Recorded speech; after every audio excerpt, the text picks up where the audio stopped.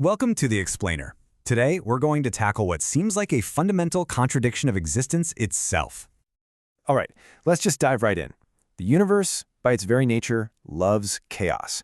I mean, everything is always tending towards disorder, towards messiness. So how on earth do we get the incredible, intricate order of life? How is that even possible? To really wrap our heads around this, we've got to go back to basics.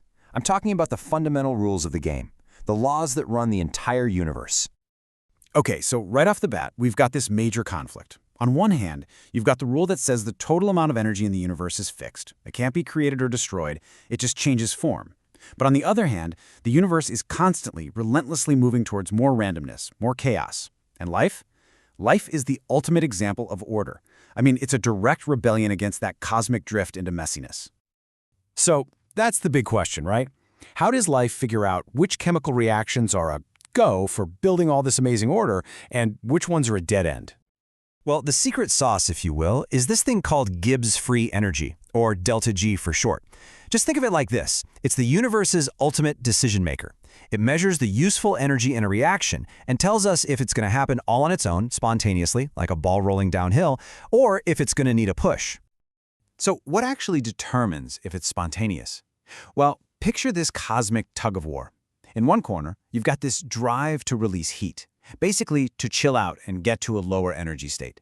And in the other corner, that relentless push towards more chaos, more randomness. Gibbs Free Energy is just the final result of that battle.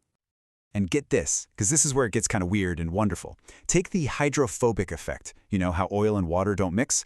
When those oily molecules clump together, it looks like they're creating order, right? But what's really happening is that they're freeing up all the water molecules that were trapped around them, creating so much more chaos in the water that overall the universe gets messier. It's this super clever loophole life exploits to build stuff. Okay, so we've established that life needs these downhill reactions with a negative delta G. But here's the catch. A ton of the reactions you need to actually build things, like proteins and DNA, are unfavorable. They're uphill battles. So, how in the world do our cells pull this off?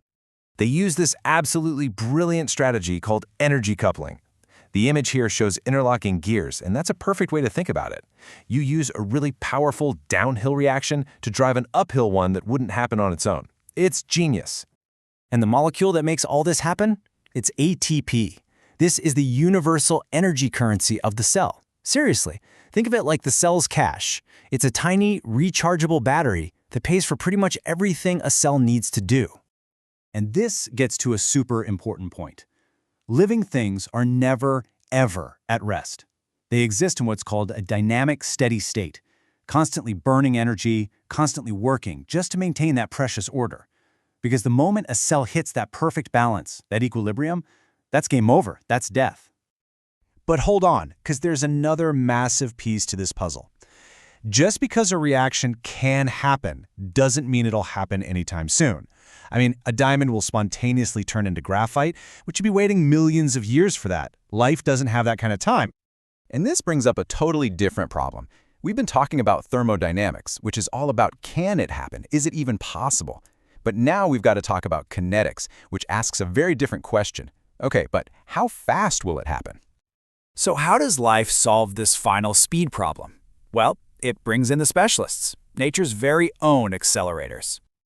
The master key here are these amazing molecules called enzymes. They're biological catalysts, and their one and only job is to speed things up. They don't change the starting point or the end point, they just find a massive shortcut, lowering that big energy hump you see here that a reaction needs to get over. And the way they do it is just wow, it's mind-blowing. An enzyme is shaped to perfectly grab a molecule, and then it literally bends it and holds it in its most unstable high-energy state. By stabilizing that one fleeting moment, the reaction just goes. We're talking millions, sometimes billions of times faster. All right, let's put it all together. Let's look at the whole shebang, the big picture. So this slide really nails the entire story. Thermodynamics, that's our delta G, it sets the destination. It tells us that the overall trip from A to B is downhill, that it's possible. But that's not enough. Kinetics, and our friend the enzyme, that determines the path. And enzymes, man, they don't just find a path, they build a superhighway, making the journey fast enough for life to actually exist. So if there's one thing to take away from all of this, it's this. Thermodynamics tells you if the destination is even on the map, if a reaction can happen. But kinetics tells you if you'll ever actually get there in your lifetime. Without the right thermodynamics, life is impossible. But without the right kinetics, powered by enzymes, well, it's just completely impractical.